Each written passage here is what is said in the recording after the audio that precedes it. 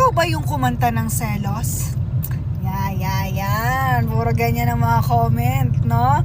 Kaya, ayan guys, no? Habang hinihintay natin si Kuya Kerax, no? Dahil pinipick up niya po yung mga parcels, drop off ng Shirax perfume. Kaya, ayan, go! Ayan guys, ha? Tignan, kayo na umusga kung ako ba ang kumanta ng selos na yan, ha? Let's go!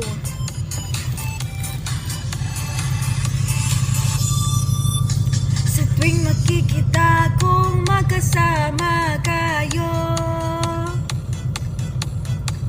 naiinis ako't nasisira ang araw ko. At di ko alam bakit man